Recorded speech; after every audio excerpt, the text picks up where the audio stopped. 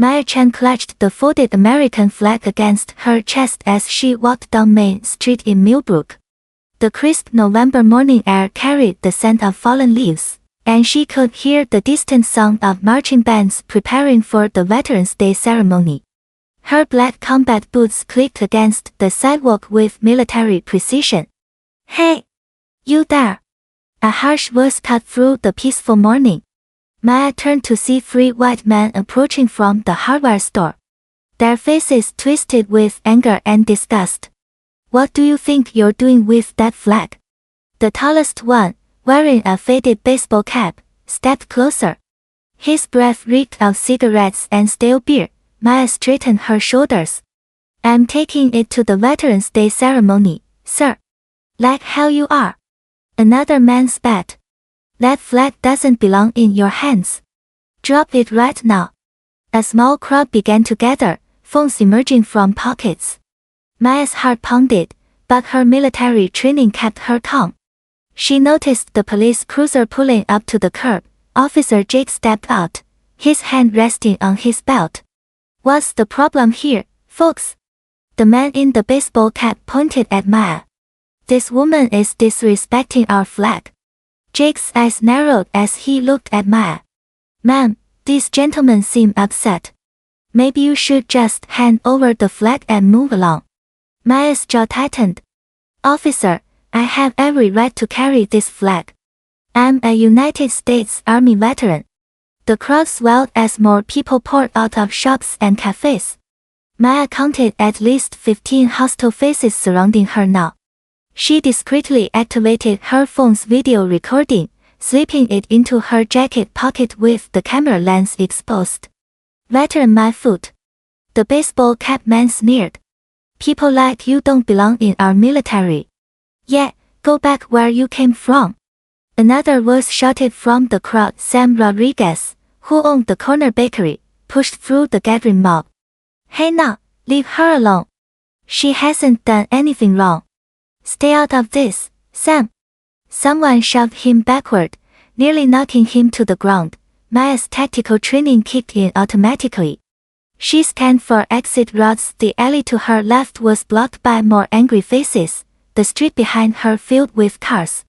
Her best option was the park across Main Street, but she had to get through this crowd first. "You don't deserve to touch that flag, you piece of trash." A woman's voice shrieked from somewhere behind the man. Officer Jake stood frozen, his radio crackling with dispatch calls he ignored. The racist slurs grew louder, more vicious. Maya felt the crowd pressing closer, their anger like heat radiating against her skin. "This is America," baseball cap man yelled. "Real Americans carry that flag, not people like you." Maya's grip tightened on the folded flag. She would not let go. "Not today. Not ever. You want to know why I'm carrying this flag?" Maya's voice cut through the chaos like a blade. The crowd quieted slightly, surprised by her sudden boldness. "I just came from Arlington National Cemetery." Her words rang out clear and strong. "I buried my little brother yesterday. Staff Sergeant David Chan. He died in Afghanistan protecting the freedom you're trying to take away from me right now." The mob fell silent. Maya reached into her jacket and pulled out a small velvet box. Her hands trembled as she opened it, revealing a Purple Heart medal that gleamed in the morning sunlight. This flag was draped over his coffin. Tears streamed down her face, but her voice never wavered. "He died for this country. He died for all of you. Even the ones who hate people like us." Baseball cap man stepped backward, his face pale. Several people in the crowd looked away, shame creeping across their features. Officer Jake suddenly realized what was happening. His radio crackled again, and this time he answered it. "Dispatch, I need backup at Main Street. Situation is complicated." Maya glanced at her phone. The live stream she had accidentally started was showing thousands of viewers. Comments poured in from across the country, most expressing outrage at what they were witnessing. "My brother believed in this flag," Maya continued, her voice breaking. He believed in what it represents: justice, equality, freedom for everyone. The crowd began to disperse slowly, people shuffling away with their heads down. Within 3 hours, Maya's live stream had been shared over 50,000 times. The hashtag Justice for Maya trended nationwide as people watched the shocking footage of her harassment. By evening, FBI agents arrived in Millbrook to launch a federal civil rights investigation. Special Agent Lisa Thompson knocked on Maya's door personally to assure her that justice would be served. "Ma'am, what happened to you today was a federal crime," Agent Thompson explained. "We're treating this as a hate crime and violation of your civil rights." The town council held an emergency meeting that night. Mayor Patricia Wells faced a packed auditorium of angry residents demanding accountability. Baseball cap man, whose name was revealed as Rick Turner, lost his job at the local bank within hours. 2 other harassers were fired from their positions at the hardware store and insurance office. Maya's phone rang constantly with interview requests from major news networks.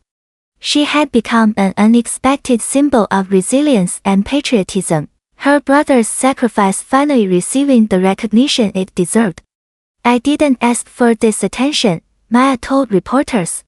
"But if my pain can prevent this from happening to someone else, then David's death won't be meaningless." News trucks lined Main Street as national media descended on Millbrook like a storm. CNN, Fox News, and local stations all wanted Maya's story. Peaceful protesters gathered in the town square, holding signs reading "Honor our veterans" and "Justice for Maya." A smaller group of counter-protesters tried to defend the harassers, but they were vastly outnumbered. At the packed town hall meeting, Maya stood at the podium with David's Purple Heart pinned to her jacket. "I'm not here for revenge," she said, her voice steady and strong. "I'm here because this community can do better. We must do better." Her words sparked real change. The town council passed new anti-discrimination ordinances. Local businesses began diversity training programs. 2 weeks later, Maya announced the David Chen Memorial Scholarship for military families.